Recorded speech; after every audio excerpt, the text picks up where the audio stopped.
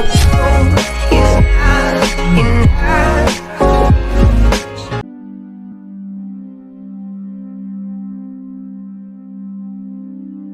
Siguro nung nilikha tayo ng Diyos,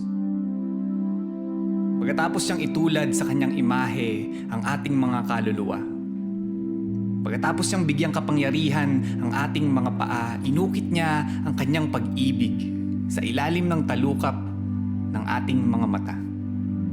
Kung kaya't sa oras ng lungkot at sa mga oras ng saya, kusang yumuyuko ang ating takip mata, na para bang nagsasabing, teka lang, bago mo bulagin ang sarili mo sa dilim ng puot o liwanag ng kaligayahan, ng kasalukuyan mong kalagayan, tandaan mo sa lilim ng aking pag-ibig. Wala yan. Kaya't natural lang sa atin ang pumikit tuwing nagdarasal, tuwing nag-iisip, tuwing nagpapahinga, tuwing nakikinig ng malamig at mahinahong musika. Naalala ko, sa tuwing umanong bundok, kahit naabot ko na ang tuktok, napapaligiran na ako ng mga tanawin kahit gaano pa karikit, pinipili pa rin ng mga mata ko ang pumikit, ang magtago sa likod ng tabing kung saan siguro inukit ng Diyos ang kawalang hanggan, na pilit hinahanap ng ating kaluluwa sa mga pasilyo ng ating katawan. Gusto kong maniwala na ganito ang nangyari sa nanay ko noong mga huling sandali ng pakikipaglaban niya sa sakit.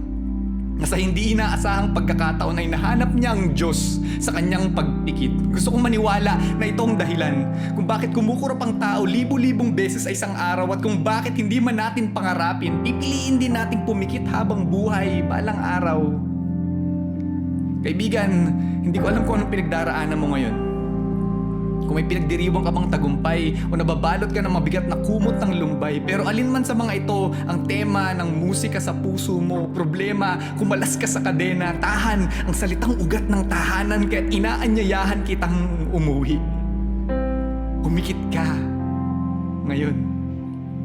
Huwag mong titigan ang kasalukuyan.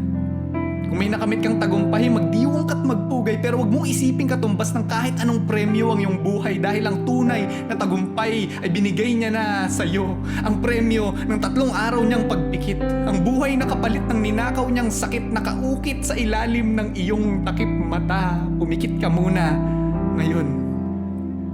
Kalimutan mo muna ang ngayon at bumalik ka sa panahon na gusto mo na sanang ibaon sa lupa ang sariling buhay para humupa sa napiling hukay ang mga problemang sinumbat mo sa Panginoon. Tandaan mo ang dahilan kaya't naririnig mo pa ako ngayon ay dahil nun, nung nakikipaglabang ka sa sakit, nung nakikipaglabang ka sa lungkot, hindi ka niya hinayaang magpatalo sa puot.